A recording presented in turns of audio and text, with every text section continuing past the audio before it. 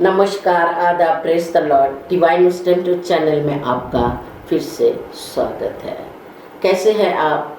आशा करती हूँ कि प्रभु की कृपा से आप बहुत अच्छे हैं, स्वस्थ है, सुरक्षित है और प्रभु की आशीष आप पर बरस रही है। आपके जीवन में परिवर्तन को आप होते हुए देख रहे हैं। प्रभु आपको और आपके परिवार को ढेर सारे आशीषों से और प्यार से भर दे। हम प्रभु को धन्यवाद देते हैं क्योंकि प्रभु ने हमें फिर से अवसर दिया है, मौका दिया है। तो आज हम इस मौके का फ़ायदा ज़रूर उठाएं। आज का जो टॉपिक है, जो विषय है कि क्या हमें हर बुरे कर्म का फल भुगतना पड़ता है। क्योंकि हम हमेशा से सुनते आए हैं, जैसा कर्म वैसा फल, जैसी करनी वैसी भरनी, जैसे बोओगे वैसे काटोगे इत्यादि। तो अभी ये सवाल है कि इससे क्या हम, अगर ऐसा ही है तो इससे क्या हम बाहर आ सकते हैं? क्या इसका कोई उपाय है? और उपाय है तो वो क्या है? तो ये जानने से पहले हमें कुछ महत्वपूर्ण बातें भी जानना बहुत ही ज़रूरी है।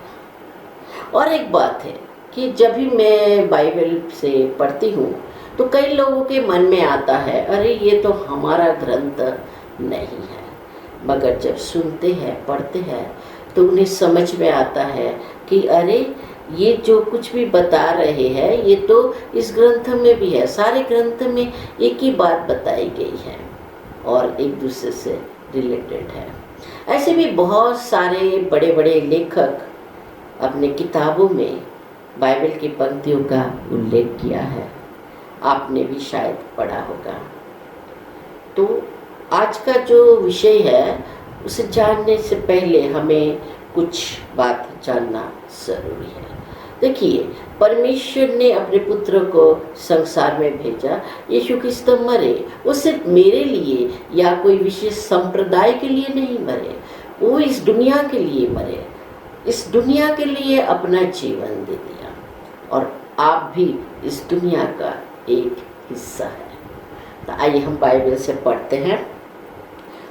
रोमियो के नाम साधु पौल का पत्र 6 अध्याय 8 से 11 पद में वो कहते हैं, हमें विश्वास है कि यदि हम मसीहा के साथ मर गए हैं तो हम उसके जीवन के सहभागी हैं। तो कौन मरा? हमारा पापवृत्ति, टेंडेंसी, गलत सोच, बुरी आदतें, ये सब मर गया है और हम उसके जीवन के सहभागी बन गए हैं, यानी हम खुद जीवन बन गए हैं।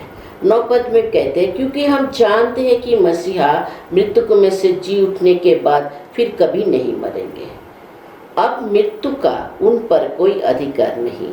यीशु मसीह एक बार मरे और तीसरे दिन जी उठे, वो बार बार नहीं मरेंगे। तो हम भी अपने पापों की ओर से मर गए हैं। और 10 पद में कहते हैं, वे पाप का हिसाब चुकाने के लिए एक बार मर गए और अब वो ईश्वर के लिए जीते हैं। आप लोग भी अपने को ऐसा ही समझे, पाप के लिए मरा हुआ और ईसा मसीह में ईश्वर के लिए जीवित। आपको भी ईश्वर के लिए जीवन बिताना है, उसी में जिंदा रहना है। आमीन। यहाँ पर एक मिस्ट्री है, एक रहस्य है कि परमेश्वर ने संसार को इतना प्यार किया, अपने पुत्र को अर्पित कर दिया जो हमारे लिए सूली पर मर गए। ये तो हम सभी जानते हैं।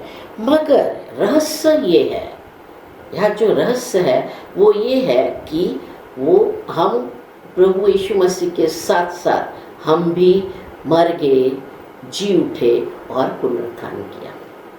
पुनरुत्थान का मतलब है फिर से जी उठना। पुनरुत्थान का मतलब फिर से जी उठना। तो हम पाप के कारण मर गए थे और मसीहा के साथ हम फिर से जीवित हो गए। तो अब जो बात हम सुनेंगे उससे और भी हैरानी होगी कि पिता परमेश्वर ने यीशु मसीह को इस स्वर्ग और पृथ्वी का अधिकार दिया है। तो हम प्रभु यीशु मसीह के लहू से खरीदे गए हैं। तो हम भी उनके साथ साथ स्वर्ग और पृथ्वी के उत्तराधिकारी बन गए हैं। और ये सब हमें विरासत में मिला है और इसके लिए हमें कोई कीमत चुकानी नहीं पड़ी, कोई बिल भरना नहीं पड़ा। ये सब कुछ हमें मुफ्त में मिला है। ये हम पर कृपा हो गई और हम उनके वारिस बन गए। इसे कहानी से समझे। एक लड़का था, बचपन में ही उसके माँ बाप मर गया। वो अकेला था, उसका कोई नहीं था, तो बहुत ही दुख तकलीफ से पल बढ़ रहा था। तो जब थोड़ा बड़ा हुआ तो उसको पता चला कि उसका दूर का एक चाचा है और ढूंढते ढूंढते चाचा को खोज निकाला। चाचा भी एक अकेला था, तो भतीजा को पाकर बहुत खुश हुआ और चाचा की उम्र हो गई थी, तो भतीजा अपने चाचा की बहुत सेवा की, खूब सेवा की और मरने के पहले चाचा अपनी सारी संपत्ति, सारी जायदाद उस भतीजे के नाम कर दिया। उसका उत्तराधिकारी बन गया है, वारिस बन गया है और उसको विरासत में सब कुछ मिल गया है।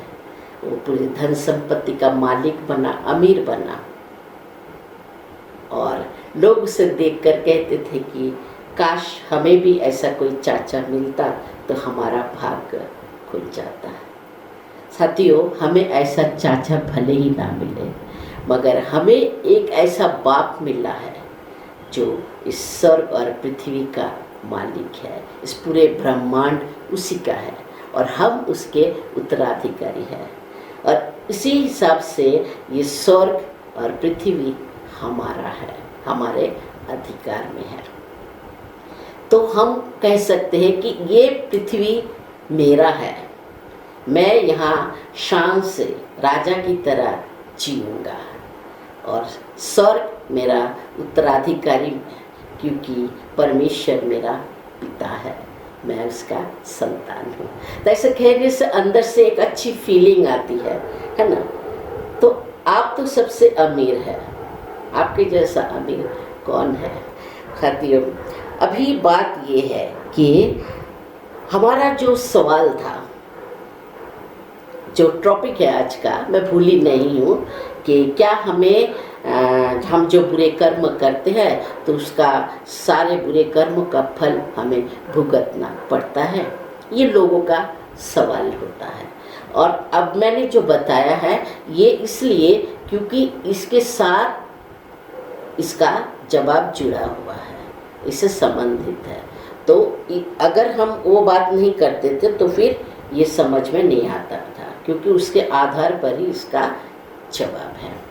तो अब यहाँ पर एक बात है कि ब्रह्मांड का, इस पृथ्वी का कुछ नियम है, कुछ लॉ है ना, कि हम जो कुछ भी करते हैं वो रिटर्न बूमरंग की तरह हमारे तरफ वापस आता है।